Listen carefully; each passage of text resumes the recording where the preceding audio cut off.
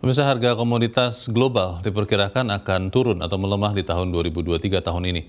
Dan ini diperkirakan akan berdampak pada kinerja ekspor dan juga pendapatan negara tahun ini. Bagaimana dampaknya dan apa yang harus dilakukan untuk tetap menjaga pendapatan negara? Kita langsung membahasnya bersama dengan Kepala Pusat Ekonomi Makro dan Keuangan Indef, Rizal Taufikur Rahman. Mas Rizal, selamat pagi. Selamat pagi, Mas Leonard. Ya, Mas Rizal, kita lihat tahun lalu walaupun bukan tahun yang mudah, tapi ekonomi Indonesia masih bisa tumbuh positif 5% lebih. Kalau kita lihat tahun ini, ketika melihat RAPBN 2023 sudah mulai disusun pemerintah menjelang akhir tahun lalu, kita lihat ada asumsi-asumsi yang lebih rendah daripada tahun lalu. Harga minyak mentah diperkirakan lebih rendah, lalu ada beberapa perkembangan yang lain. Pertanyaannya, kenapa harga komoditas diperkirakan untuk tahun ini lebih rendah dibandingkan tahun lalu, Mas?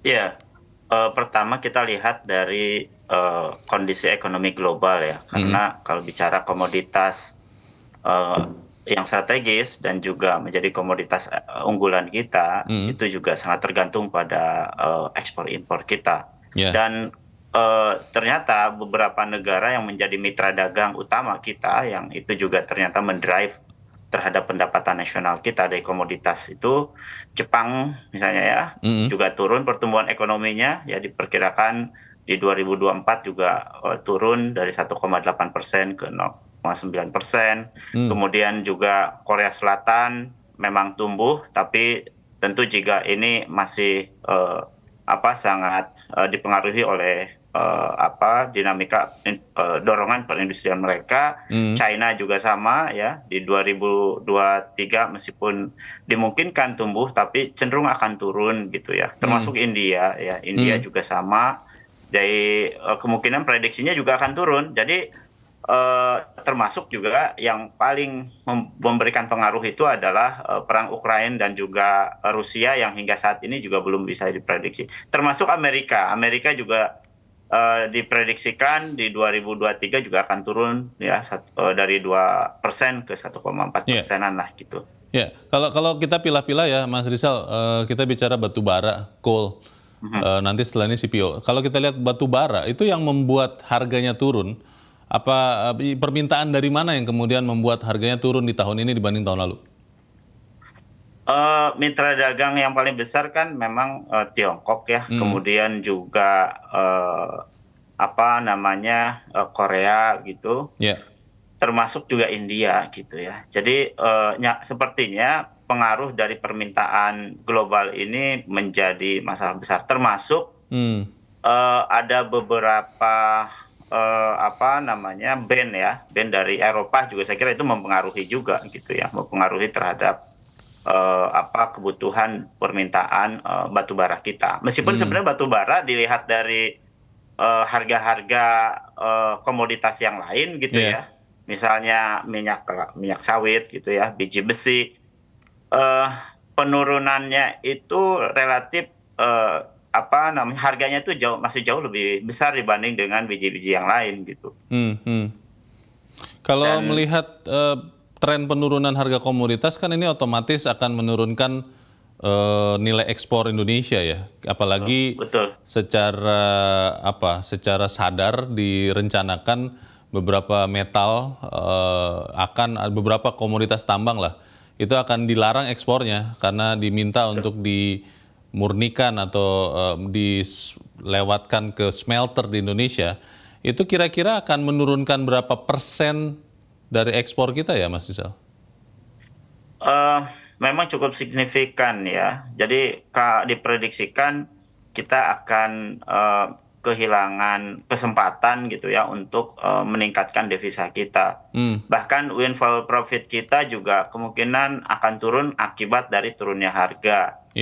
Nah, meskipun 2021, 2022 kita surplus dari pendapatan di atas target gitu ya, tapi 2023 ini juga kemungkinan kita mesti men-switching gitu ya, apalagi kita juga dilakukan pembatasan untuk ekspor barang mentah gitu ya, bahan setengah jadi juga.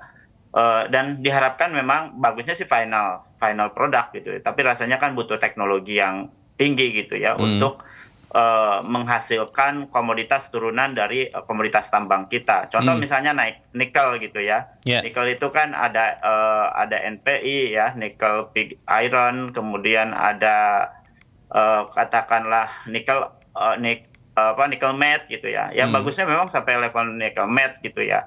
Tapi yang lebih bagus lagi memang untuk nilai tambah itu adalah misalnya baterai atau Baterai mobil listrik ya. betul baterai setidaknya menjadi bahan setengah jadi lah gitu ya untuk menjadi final demand final produknya, termasuk stainless steel misalnya gitu. Nah, kalau memang itu bisa ya itu bagus sekali gitu. Artinya meskipun harga dunia untuk komoditi bahan mentahnya turun, tetapi kita bisa mengkompensasi dari produk turunan lewat hilirisasi ini gitu, Mas. Mas Rizal, ini diperkirakan turun, tapi turunnya tidak anjlok kan ya di tahun ini ya. CPO, coal atau beberapa komoditas ekspor lain tidak anjlok kan tahun ini?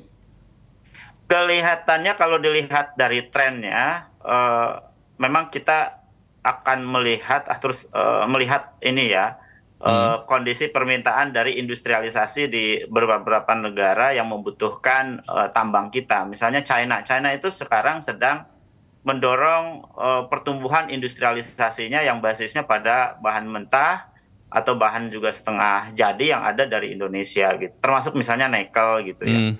Nikel ini kan bagi Cina sekarang untuk membangun tidak hanya untuk mobil listrik, termasuk juga Korea. Tetapi justru industrialisasi yang dibangun gitu ya di Cina ini juga sangat tinggi, termasuk India misalnya. India juga sama gitu. Dan mereka tidak hanya di industri otomotif gitu ya. Sekarang kan memang cenderung industri otomotif, tapi juga di industri-industri yang berbasis pada ekstraksi komoditi pangan gitu ya. Dan juga beberapa komoditi ekstraksi di sektor industri pengolahan basisnya pada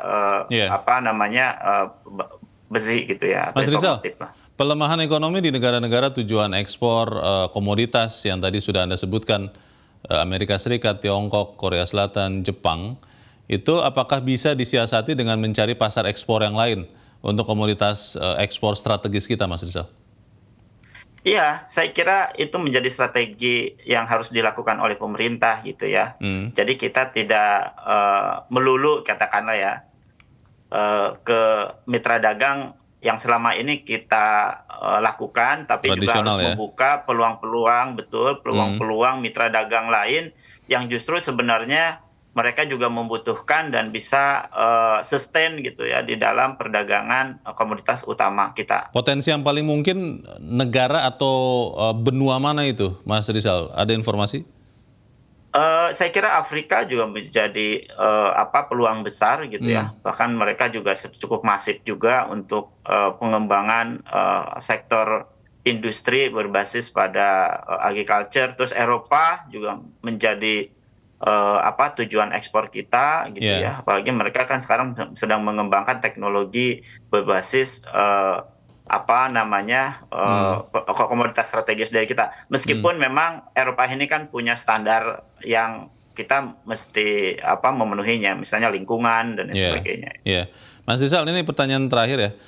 Kalau melihat strategi pemerintah di era APBN 2023 karena mengantisipasi penurunan harga komoditas, kalau kita lihat akhirnya target penerimaan cukai itu turun dibandingkan 2022, sementara target penerimaan pajak dinaikkan dibandingkan 2022. Ini cukup taktis tidak untuk menjaga penerimaan negara?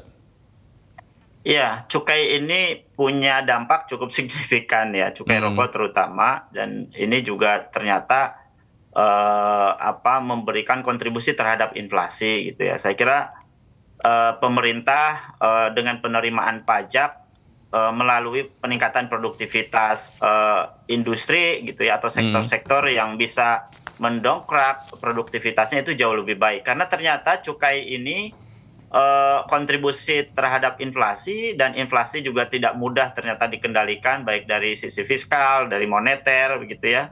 Dan cukai ini punya andil yang cukup besar gitu ya. Bahkan kenaikannya juga tidak mudah juga gitu ya dengan cukai rokok. Dan ini saya kira menggerus pertumbuhan ekonomi kita, di mana daya beli masyarakat juga semakin turun. Oke, kita lihat nanti seperti apa siasat untuk menyiasati turunnya harga komoditas supaya penerimaan negara tetap terjaga. Untuk saat ini terima kasih Kepala Pusat Ekonomi Makro dan Keuangan Indef, Muhammad Rizal Taufikur Rahman. Mas Rizal, terima kasih. Selamat pagi. Selamat pagi.